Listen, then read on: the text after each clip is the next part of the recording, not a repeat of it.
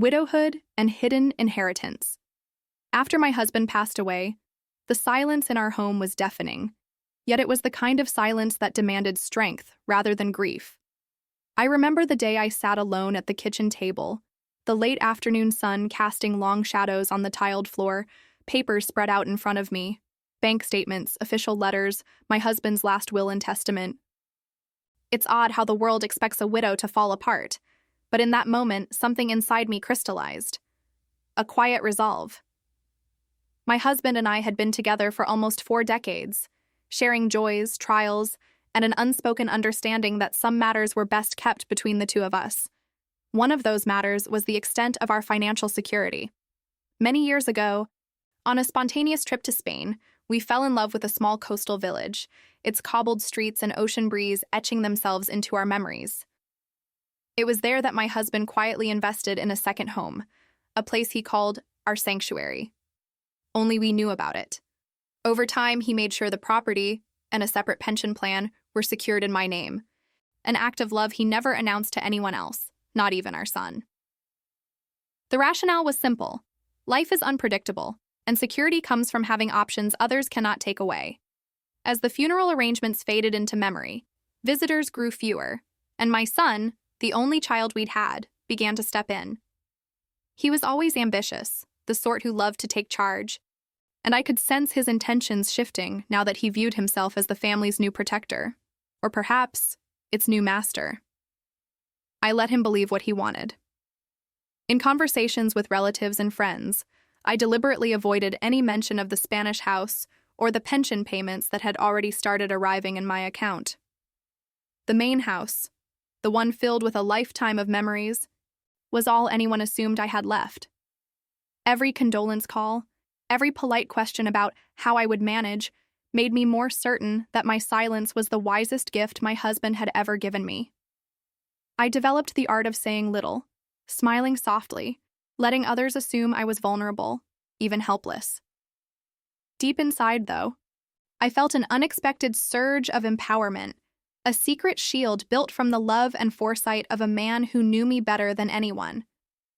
As I moved through those early weeks of widowhood, sorting through his belongings, I came across little notes he had hidden in the oddest places. A slip of paper tucked behind a favorite photo, a letter folded inside a worn novel, each one reminding me to trust myself, to trust the decisions we'd made together. I took comfort in those words, and in the knowledge that, whatever happened, I was far from powerless.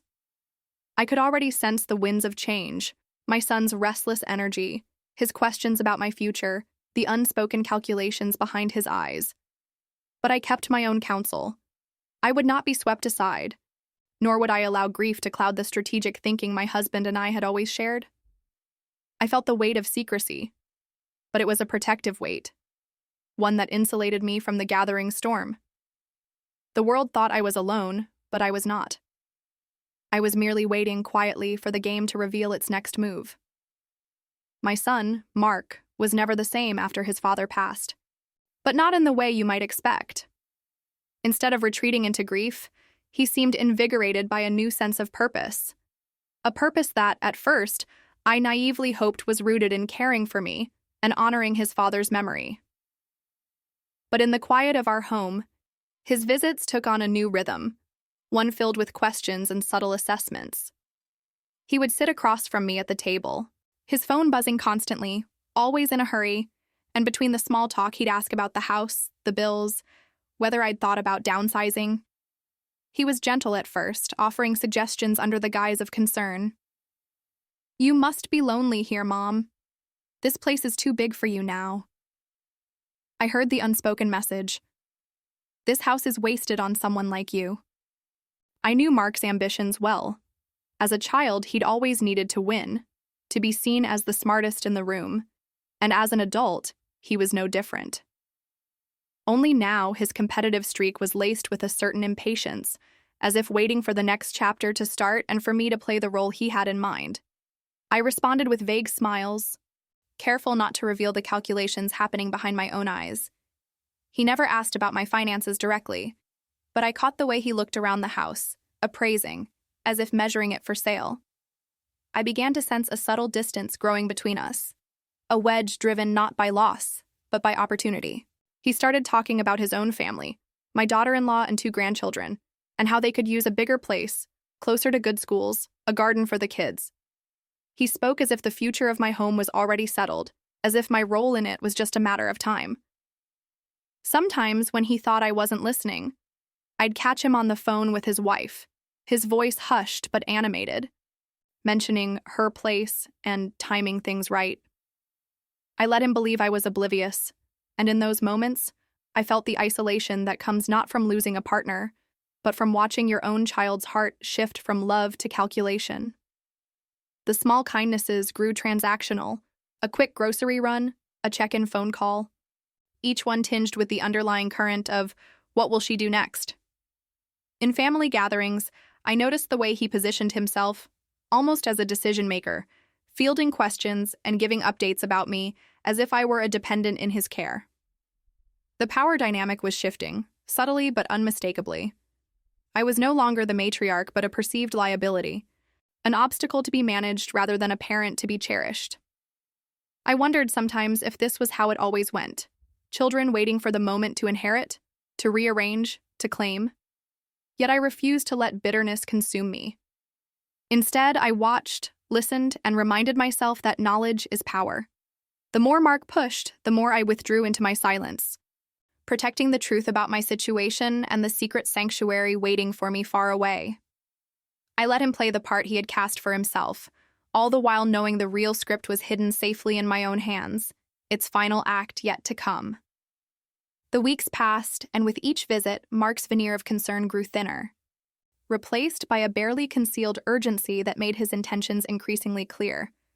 I would catch him studying the mail that arrived, glancing over the bills, subtly probing for any signs of financial distress. One afternoon, he arrived with a stack of pamphlets about retirement homes, setting them on the kitchen counter with a rehearsed smile. "Just options to consider, Mom," he said, as if he hadn't already decided my future for me. I thanked him, flipping through glossy pages filled with smiling seniors and manicured lawns, but I never let him see my true reaction. The air between us felt charged, every conversation laced with double meanings. He began suggesting I should put my affairs in order, just in case, offering to help manage my accounts, insisting he was only trying to take the weight off my shoulders. I could almost hear my late husband's voice, gentle but amused, reminding me of the plans we'd made precisely for this scenario. Mark didn't know about the pension deposits landing quietly in a separate account, nor did he suspect the property deed for the Spanish house resting in a safety deposit box at the bank. His questions became more pointed. "How long do you think you'll keep up with this place? And shouldn't you be closer to people your age?" He would arrive unannounced with real estate flyers, making veiled references to property values and the market being hot. It was clear he saw my home not as a place of memories, but as an asset waiting to be cashed in. The subtle manipulations escalated when he enlisted my daughter-in-law, Laura, to gently nudge me toward the idea of moving out. Laura, always polite but pragmatic, echoed his concerns, reminding me of how nice it would be to have less responsibility and to live somewhere safer. Their efforts, wrapped in the language of care, felt more like an orchestrated campaign.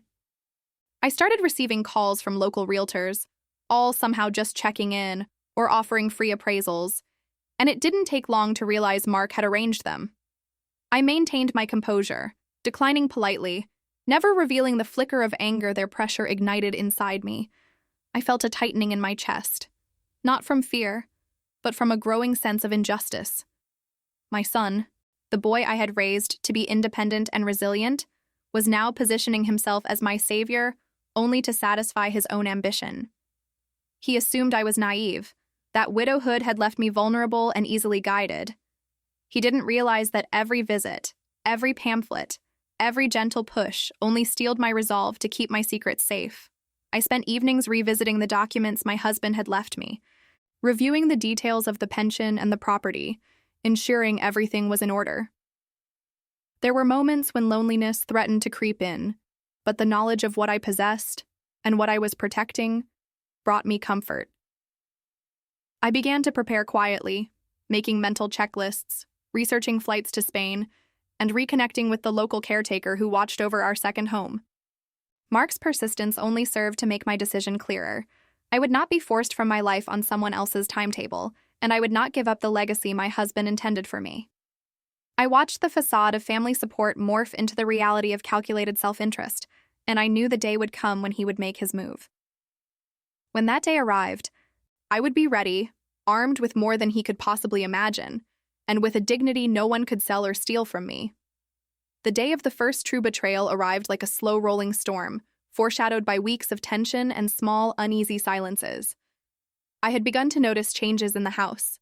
Items moved from their usual places, important mail disappearing from the entryway before I saw it. At first I thought I was simply being forgetful, but the truth emerged one quiet morning as I returned from a walk. Mark was in the study, the door slightly ajar, speaking on the phone in a hushed, insistent tone. I paused in the hallway, hearing my own name spoken with a certain finality. "She won't put up a fight," he said, his voice low but certain. "I've already contacted the agent. We can have the house on the market by next week."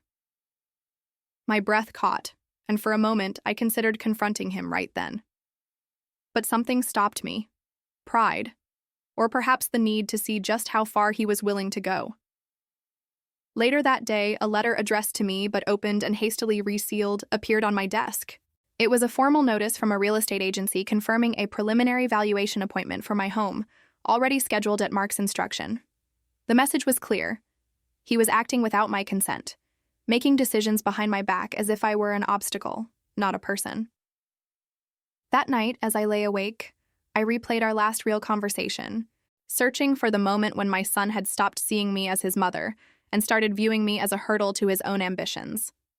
The next morning, I quietly checked my accounts, reassured by the steady flow of the secret pension my husband had left me, untouched and unnoticed. I called the caretaker in Spain, confirming the house was ready and stocked, a safe haven waiting just for me.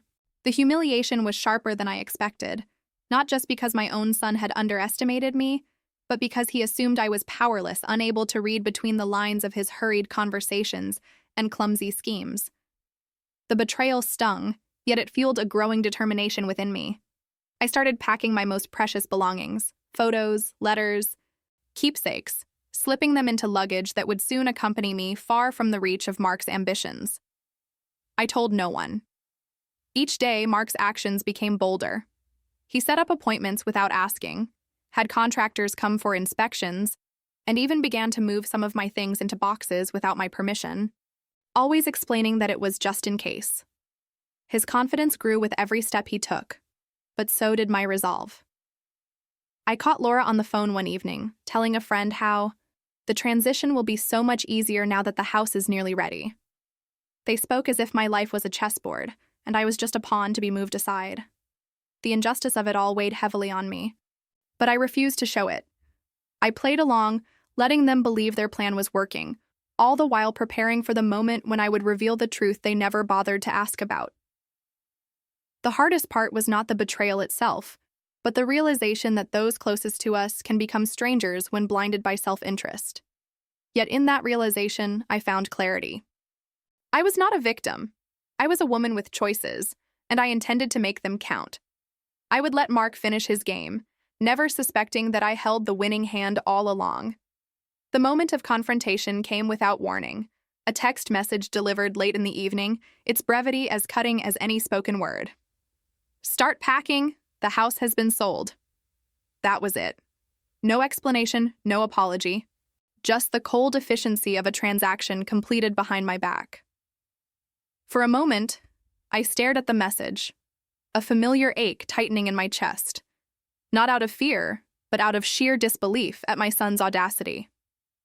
I took a deep breath, reading the words again, and realized that this was the culmination of weeks, months, of subtle manipulations and quiet betrayals.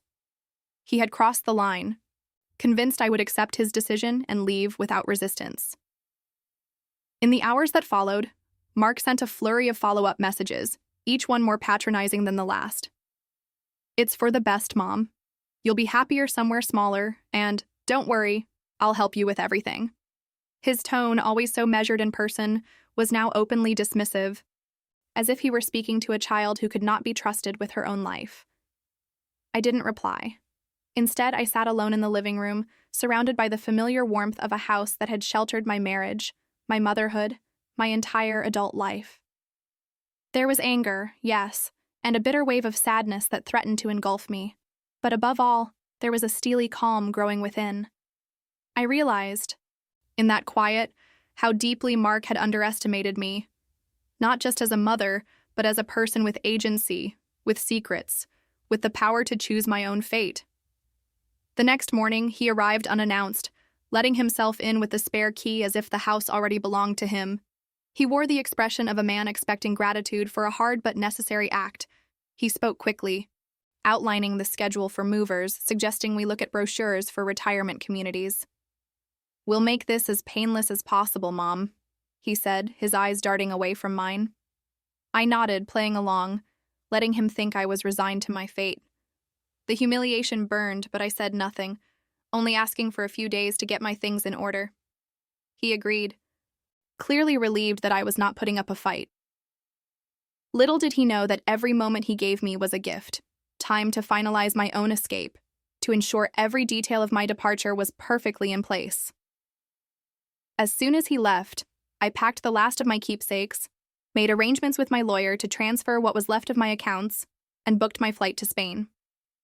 There was a sense of liberation in those final preparations, a lightness that I hadn't felt in years. Mark continued to send messages, reminders, updates, a final checklist, never once asking what I wanted, never once questioning if I had a plan of my own. The reality was clear. He saw only what he wanted to see, a frail widow, lost and directionless, desperate for help. He could not have been more wrong. By the time the moving van arrived, my decision was made. I would leave the house and the history behind, not as a woman defeated, but as one finally free. What Mark could never have guessed was that long before his plans took shape, I had been making quiet preparations of my own, laying the groundwork for a life he could neither imagine nor control. In the weeks leading up to his final ultimatum, I revisited every detail of the arrangements my late husband and I had once made in secret, confirming that the pension continued to arrive punctually in my separate account and that the property in Spain was in pristine condition, waiting for me. I contacted the caretaker in the village, confirming my arrival and ensuring the home was ready, its garden tended and the rooms aired and welcoming. I transferred essential documents to a secure folder and placed my most valuable personal belongings into a single, inconspicuous suitcase. On the surface, I played the part Mark expected of me, a bewildered, passive widow clinging to the past, while in private, I was systematically dissolving the last ties that bound me to this chapter of my life. The morning after Mark's final visit, I withdrew a small but sufficient sum in cash, scheduled a taxi for the airport, and quietly canceled all unnecessary services tied to the house. I said goodbye to each room, allowing myself a single moment of nostalgia as I walked through the sunlit hallway where so many memories lived. Yet the sadness that flickered was swiftly replaced by a profound sense of anticipation. My husband's foresight, his unwavering trust in me, had left me with choices, real, powerful choices, that no one could take away.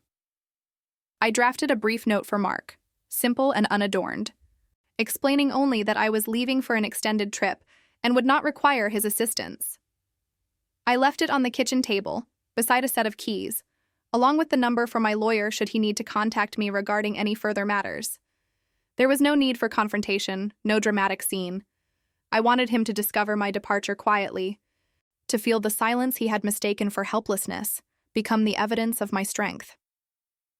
By the time Mark arrived later that afternoon, I would be thousands of miles away, stepping off a plane into the Spanish sunlight, already moving forward into a new life. My preparations had been thorough and deliberate, and each step was a private declaration of independence, a testament to the enduring bond between my husband and me. A bond built not on possessions, but on respect, love, and the wisdom to see beyond appearances. The very things Mark had failed to notice or value had become the foundation of my escape, and as I sat on the plane, listening to the engines hum beneath me, I allowed myself a small, triumphant smile. I had outwitted those who underestimated me, using silence and patience as my greatest allies, and the life that awaited me was entirely my own, shaped by choices that no one else had the power to revoke. The day Mark expected to find me frail and defeated, perhaps even grateful for his arrangements, was the day he discovered I had vanished without fanfare, leaving only the briefest note and the emptiness of a house he thought was his to control. The movers came and went, bewildered to find no one home except for Mark, who searched every room, calling my name, his messages growing increasingly frantic as he realized I was not simply out for an errand or visiting a neighbor. He tried my phone again and again, each call going unanswered, his carefully laid plans dissolving into confusion. At first, I imagine he must have felt annoyance, maybe even disbelief, but as the truth settled in, that I had not only left but had done so on my own terms, his frustration surely curdled into something deeper. He called the lawyer, only to be informed that I had authorized all necessary changes and left clear instructions that I was unavailable, traveling abroad for an indefinite period. The keys, once a symbol of his assumed authority, now meant nothing. In his mind, he must have replayed every conversation, every moment he had dismissed my quietness as weakness, never suspecting that behind it was a will more resolute than his own. I pictured him sitting alone at the kitchen table, surrounded by the detritus of his failed manipulation, reading my note for the 10th time, perhaps beginning to sense the magnitude of what he had lost. Not just a house, but the trust and presence of his only living parent. Meanwhile, as I stepped into the warmth of the Spanish morning, welcomed by the familiar sound of church bells and the gentle sea breeze, I felt a freedom that was at once exhilarating and bittersweet. The life that had waited patiently for me in this hidden corner of the world was everything my husband had promised, peaceful, beautiful, and untouched by the grasping hands of entitlement or greed.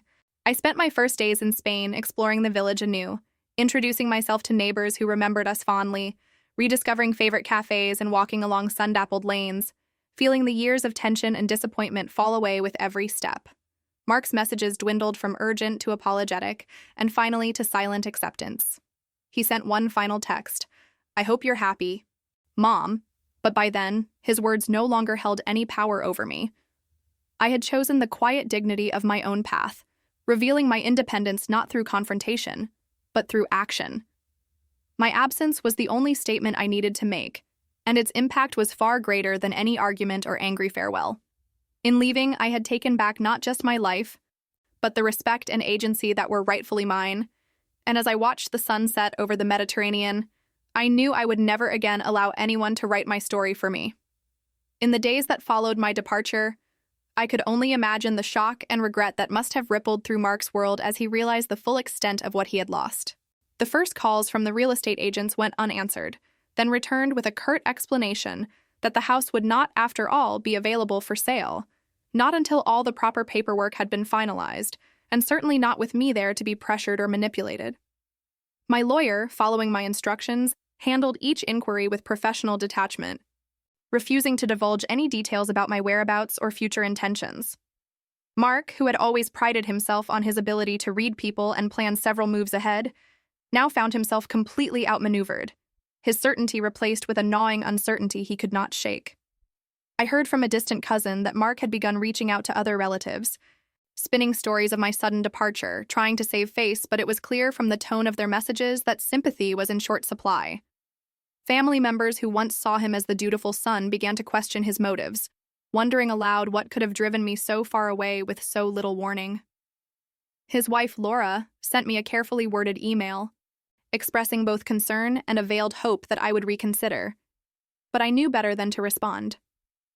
The humiliation Mark had once tried to inflict on me now belonged to him, magnified by his own arrogance and lack of foresight. I pictured him wandering through the empty rooms of my old house, haunted by memories he never truly valued, his plans for a grand new life unraveling with each passing day. He had expected gratitude, compliance, maybe even a quiet surrender, but instead he was left with only his own reflection and the echo of choices made in selfish haste. My absence forced him to confront what he had truly lost, not just a property or a potential inheritance, but a relationship that had once been built on trust, patience, and maternal love. In Spain, news of my escape spread among our small circle of friends, and the quiet pride I felt was matched only by their gentle approval. They understood what it meant to choose dignity over comfort, to protect oneself from the corrosive effects of greed, even when it meant breaking family ties. I began to hear less and less from Mark, his messages fading from desperation to silence, until finally there was only the distant, resigned acknowledgement that I had won this quiet battle on my own terms. The regret that followed him was of his own making, a bitter lesson in the cost of underestimating those we think we know best. As for me, I felt nothing but relief and a deep, abiding sense of justice. Life in Spain unfolded gently, each day marked by a freedom I had not known in years, the simple pleasure of waking to sunlight filtering through open windows and the distant sound of waves breaking against the shore. The house my husband had chosen for us was a quiet sanctuary, its stone walls cool in the summer and its small garden alive with bursts of color from flowers I'd nearly forgotten. The village, with its familiar rhythms and welcoming faces, embraced me as if no time had passed at all. I wandered the local market in the mornings, buying fresh bread and fruit, and spent afternoons reading on the terrace, savoring the slow, unhurried hours that belonged entirely to me. Sometimes I would pause to reflect on the journey that had brought me here, the heartbreak of widowhood, the pain of betrayal, and the quiet triumph of reclaiming my own life. I wrote letters to old friends and received warm replies, invitations to dinner, and gentle encouragement to explore all the hidden corners of my new home. The small pension, carefully managed, allowed for comfort and even the occasional indulgence, a trip to a nearby city, a special meal, a new book to add to my collection. The villagers, remembering my husband fondly, treated me with kindness and respect, never prying, simply welcoming me into their circle as one of their own. I found peace in solitude but also joy in community, the laughter of neighbors echoing through cobbled streets as festivals came and went, each season offering its own unique charm. For the first time in a long time, I felt young again. Unburdened by expectation or judgment, my days shaped by curiosity rather than obligation. The ghosts of my old life, Mark's schemes, the cold emptiness of the house I left behind, faded into memory, their power over me broken. I realized that my late husband's greatest gift was not just the security he had provided, but the faith he had placed in my ability to live, to adapt, to thrive even in the face of adversity. The Spanish sunsets, painting the sky in gold and rose, seemed to whisper that it was never too late to begin again. In this new chapter, I learned to forgive, not for Mark's sake, but for my own, releasing the bitterness that might have otherwise lingered. I held on to the lessons of the past, but let go of its pain, embracing a future that was both unknown and wholly mine. With each passing day, I found myself more at home, grateful for the twists of fate and the strength of spirit that had brought me to this peaceful, sunlit place. Looking back, the story that unfolded between my son and me was not only one of betrayal and cunning, but ultimately a lesson in the quiet, enduring wisdom that so often goes unnoticed within families. Mark's greed, born from impatience and entitlement, blinded him to the true strength that lay beneath my silence and reserve. He saw only the surface, a widow, aging and alone, surely overwhelmed by loss and longing for guidance. But what he failed to see, what many so often fail to see, was that years of partnership, love, and life had not left me empty, but rather equipped me with patience, strategy, and the courage to wait for the right moment. My late husband's trust in me, his insistence on preparing for every possibility, had given me the tools to protect myself from the very storm our son would one day bring. The moral of our story is not simply that cunning can overcome cruelty, or that secrets can be weapons, but rather that the quiet strength of a mother, so easily dismissed, is in fact a force to be reckoned with. Mark's blindness cost him dearly. He lost not only a house and a future inheritance, but the respect and trust that should have been the foundation of our bond. The world is quick to pity those who grieve, to assume weakness where there is, in truth, untapped resilience. It is in those moments of greatest pressure that the truth of our character is revealed.